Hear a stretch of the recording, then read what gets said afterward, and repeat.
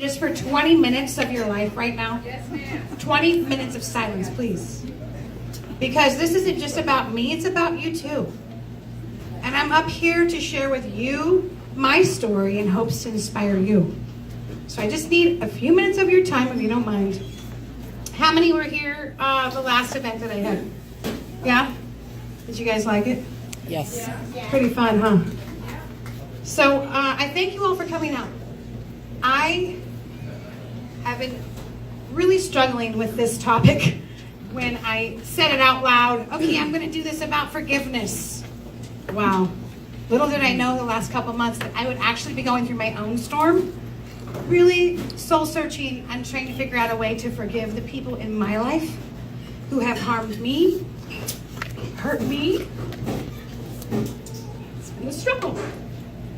So I thought to myself, well, Tina, you got to go up there and you just got to give it your best. It's not going to be easy for me to get through this because a lot of it has to do with my PTSD from my father, stepfather, ex-husband, whatnot. So I just pray that my words today will inspire you a little bit to, if you suffer from any type of PTSD whatsoever. I mean, we all have something. We all have a past. We've all done things we aren't proud of or what have you. But maybe this will help encourage you to, when you're having those moments, when those triggers happen and you feel like that you've went back to start, that maybe you'll sit down and you'll journal and you'll have the time for yourself to be able to let go of the things that don't serve you anymore. And sometimes that letting go part is the hardest part. It's the hardest part. Oh, you just need to let that go. Okay, I'm gonna let that go. Really? Tell me how to let go of the movie that plays over and over in my head when something triggers me, right? Sometimes it's not as easy as people think it is. You know, everybody has their vices. They have their things that they do to let things go. But are they really letting it go? Are they really forgiving the person that's hurt them? No, they're just stuffing it with something, right? So for me, what I've come to realize, if I sit down with myself, give myself some time, 15 minutes, maybe 10 minutes in the morning, and I sit down and I write out what I'm feeling. Because here's what happens. When you tell people what you're feeling, they're going to give you their opinion. And they're going to put that movie in your head on top of all the other crap you have playing in your head. Oh, well, you shouldn't do that. You should call it a talk. You shouldn't call it a speech, I had one of my friends tell me. And you shouldn't say the word forgiveness. You should use the word F word. Okay, really? You're not me. I am Tina Lynn Brown. That's just me. You are who you are. I am who I am. I have enough in my head. I don't need anybody telling me how to speak and what to say.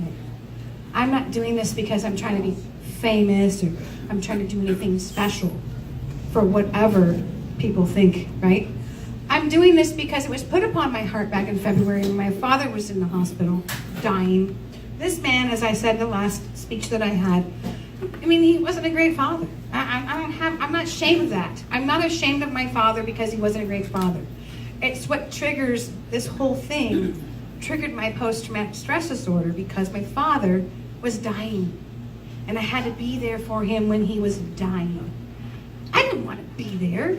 I didn't want to be in that room. I didn't even want to see them in it. I wanted to tell him off, really, right? But I couldn't. So I went through all of that, and I've made it.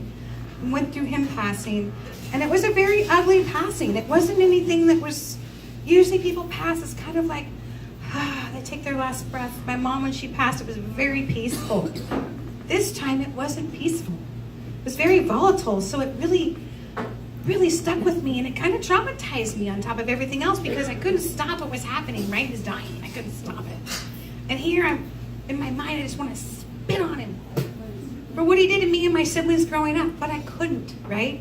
I'm helping him pass. I'm helping him die. I've got these aunts who are only worried about what us kids are going to do with his money more than anything. They're not knowing what to do, and I just had to take his hand, not wanting to hold his hand, rub his head, not wanting to rub his head, just being really creeped out. And I had to help him go through the other side, right? Wherever that side is.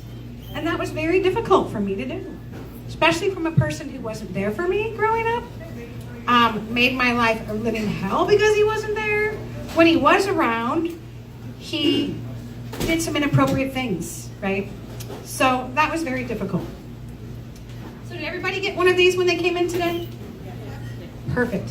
So empower, inspire, let go, be free. That's my mantra, okay?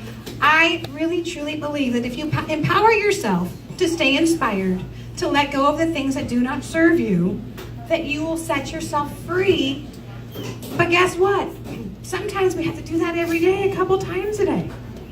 I have a temper. Told you that last time, right?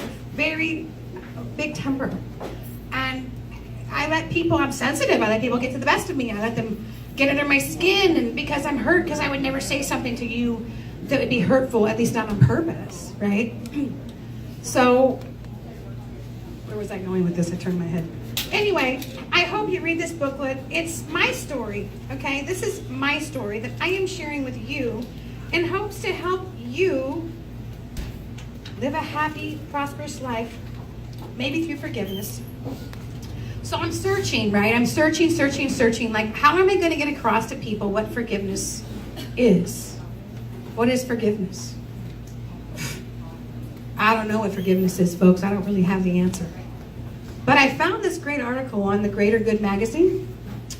And it says, psychologists generally define forgiveness as a conscious, deliberate decision to release feelings of resentment or vengeance toward a person or group who has harmed you. Okay, how do I do that?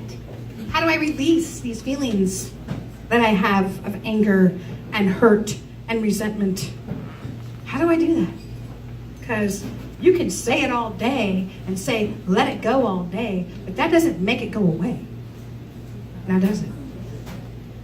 So, just as important as defining what forgiveness is, tough is understanding what forgiveness is not. Thank you, because I really wanted to know that. Experts who study or teach forgiveness make it clear that when you forgive, you do not gloss over or deny the seriousness of the offense. Let's go back over that.